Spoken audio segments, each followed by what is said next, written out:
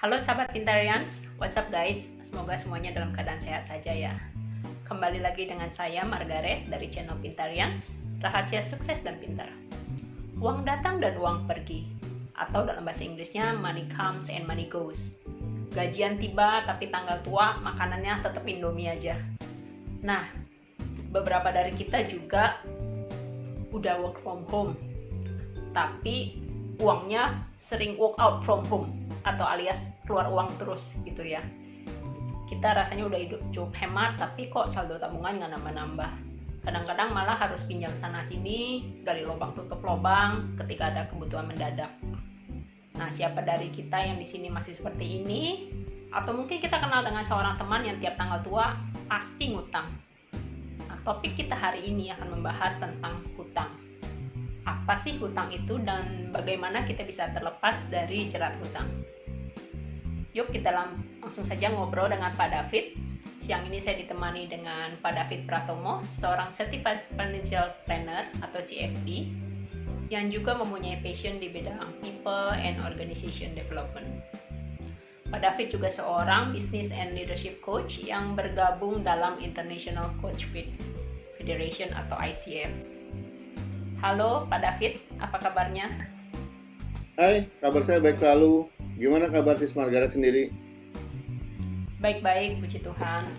Nah, Pak David, saat ini kan kita dalam masa PSBB karena coronavirus. Efeknya bagi sebagian dari kita itu harus work from home. Dan juga ada pemotongan gaji 10%, 20%, atau mungkin lebih. Ada juga yang bahkan sudah di layoff atau diberhentikan dari tempat mereka bekerja. Beberapa dari kita bahkan terpaksa meminjam uang alias berhutang. Langsung saja nih kita mau bahas. Kalau menurut pengalaman Bro David, kenapa ya beberapa orang itu memilih berhutang? Ya, sebenarnya orang berhutang itu kan ada dua sebab ya yang utama. Bisa jadi karena dia sendiri tidak bisa memanage uang yang dia terima, atau memang kebutuhan dia lebih besar daripada pemasukan yang dia terima. Dalam artian mungkin orang itu belum memiliki perencanaan keuangan yang baik, jadi mereka nggak memiliki persiapan, besar pasak daripada tiang, atau memang ya itu tadi kebutuhannya lebih besar daripada pemasukannya. Nah, dalam kondisi seperti sekarang ini, apalagi tidak memiliki dana darurat untuk mengatasi kebutuhan-kebutuhan yang mendesak, kebutuhan-kebutuhan yang tiba-tiba atau mendadak seperti sekarang ini, itu juga bisa jadi salah satu sebab kenapa orang tidak akhirnya berhutang gitu. Oke, tadi Bro David agak ada menyebutkan tentang dana darurat. Mungkin bisa dijelaskan lebih lanjut, apa sih itu dana darurat dan gimana kita merencanakan hal ini? Ya, dana darurat sebetulnya adalah dana yang kita sisihkan secara khusus untuk digunakan pada saat terjadi hal-hal yang tidak terduga. Nah, dalam artian, apa sih hal-hal yang tidak terduga itu ya? Seperti kondisi sekarang ini, terkena pemotongan gaji, diberhentikan dari pekerjaan, dan belum bisa dapat pekerjaan yang baru, tidak bisa bekerja karena kena sakit kritis, dan kondisi yang tak terduga lainnya.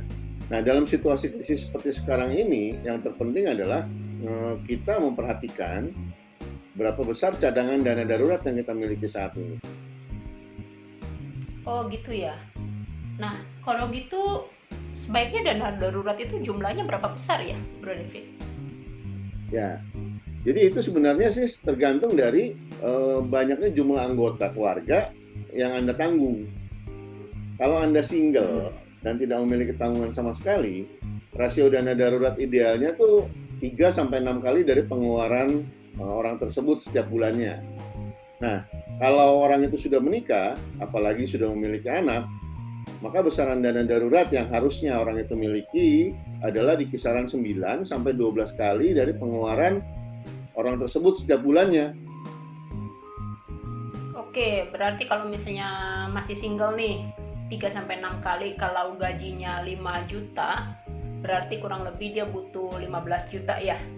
Ya, Sampai 6 kali 5 berarti 15-30 juta, begitu ya perhitungannya? Oke. Nah, menarik ya. Nah, bagaimana kalau orang tersebut nggak memiliki cadangan dana darurat atau belum memiliki? Nah, kalau orang itu belum memiliki atau tidak memiliki dana darurat dalam kondisi seperti sekarang ini, sudah pasti orang itu akan berada dalam masalah keuangan ya tentunya. Ketika orang itu tidak bisa menabung atau tidak memiliki dana darurat sama sekali, tapi dia sudah bekerja dan selama ini dia bekerja produktif gitu ya. Hal pertama yang perlu orang itu tanyakan kepada diri mereka sendiri adalah apakah Anda memiliki full control atas uang Anda atau tagihan-tagihan Anda yang mengendalikan Anda. Jadi sebisa mungkin mulailah untuk menabung dan mempersiapkan dana darurat Anda selama Anda masih dimampukan oleh Tuhan yang Maha Kuasa untuk mengumpulkan kekayaan. Oke, nah kalau gitu gimana cara terbaik untuk kita menyiapkan dana darurat ini? Ya, bicara mengenai uang atau keuangan pribadi, itu selalu berkaitan dengan emosi dan apa yang ada di dalam kepala kita atau pikiran kita tentang uang tersebut. Kenapa saya bilang begitu? Jadi sebelum kita bicara mengenai mengelola keuangan, ada hal-hal yang perlu kita kuasai dan kelola dulu, yaitu bagaimana kita mengelola pikiran kita dan hati kita tentang uang. Nah, bagaimana Anda memandang uang? Apakah sebagai alat untuk mencapai tujuan keuangan Anda atau rencana masa depan Anda, atau Anda memandang uang sebagai alat pemuas kebutuhan Anda semata? Minimal, seseorang itu harus menyiapkan tabungan. Pertanyaannya adalah, dari sejak Anda pertama kali bekerja sampai sekarang ini, ya Anda masih bekerja, ada nggak sih saldo di rekening tabungan Anda sebesar minimal 10% aja. 10% aja dari total pendapatan bersih Anda selama Anda bekerja itu. Itu dulu jumlah minimal yang perlu Anda miliki untuk mulai menyiapkan dana darurat Anda. Baru kemudian bisa melangkah kepada rasio besaran dana darurat yang kita bahas tadi. Oke. Nah, tapi kan kenyataannya beberapa dari kita boro-boro dana darurat gitu loh. Yang ada sudah terjerat hutang sana-sini. Mungkin beberapa faktor karena salah satu anggota keluarga yang sakit atau kebutuhan mendadak. Kembali pada topik mengenai hutang, kira-kira hal-hal yang harus dipastikan sebelum kita meminjam uang itu apa aja ya, Bro David? Ya, jadi sebelum kita masuk kepada bagaimana kita bisa keluar dari jerat hutang, nah pertama-tama kita mesti benahi dulu cara kita memandang hutang ini seperti apa. Nah, hal pertama yang perlu teman-teman Pintarians perhatikan adalah jika Anda ingin meminjam uang, pastikan terlebih dahulu yang mau Anda pinjam ini Anda pergunakan untuk kebutuhan yang produktif atau konsumtif. Ya kan? Besarannya kalau itu hutang untuk produktif, artinya hutang yang akan dipergunakan untuk menghasilkan uang lagi, itu nggak boleh lebih dari 20% dari total pendapatan bersih Anda.